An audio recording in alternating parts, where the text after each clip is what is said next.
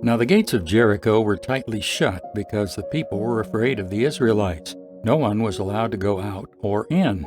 But the Lord said to Joshua, I have given you Jericho, its king, and all its strong warriors. You and your fighting men should march around the town once a day for 6 days. 7 priests will walk ahead of the ark, each carrying a ram's horn. On the 7th day you are to march around the town 7 times, with the priests blowing the horns. When you hear the priests give one long blast on the ram's horns, have all the people shout as loud as they can. Then the walls of the town will collapse, and the people can charge straight into the town. So Joshua called together the priests and said, Take up the ark of the Lord's covenant and assign 7 priests to walk in front of it, each carrying a ram's horn.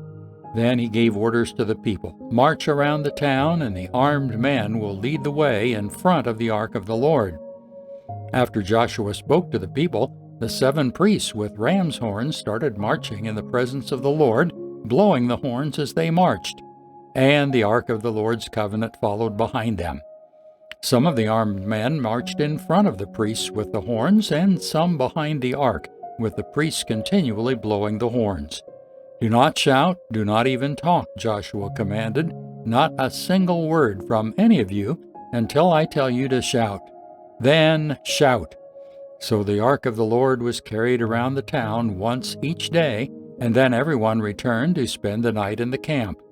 Joshua got up early the next morning, and the priests again carried the ark of the Lord. The 7 priests with the ram's horns marched in front of the ark of the Lord, blowing their horns.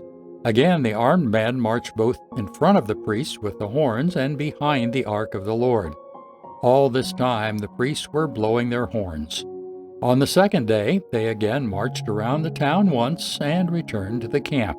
They followed this pattern for 6 days. On the 7th day, the Israelites got up at dawn and marched around the town as they had done before. But this time, they went around the town 7 times. The 7th time around, as the priests sounded the long blast on their horns, Joshua commanded the people, Shout, for the Lord has given you the town. Jericho and everything in it must be completely destroyed as an offering to the Lord. Only Rahab the prostitute and the others in her house will be spared, for she protected our spies. Do not take any of the things set apart for destruction, or you yourselves will be completely destroyed, and you will bring trouble on the camp of Israel. Everything made from silver, gold, bronze, or iron is sacred to the Lord and must be brought into his treasury. When the people heard the sound of the ram's horns, they shouted as loud as they could. Suddenly, the walls of Jericho collapsed, and the Israelites charged straight into the town and captured it.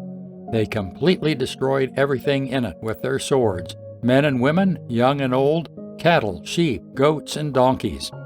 Meanwhile, Joshua said to the 2 spies, Keep your promise. Go to the prostitute's house and bring her out, along with her family.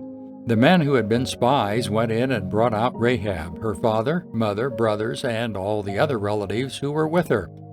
They moved her whole family to a safe place near the camp of Israel. Then the Israelites burned the town and everything in it.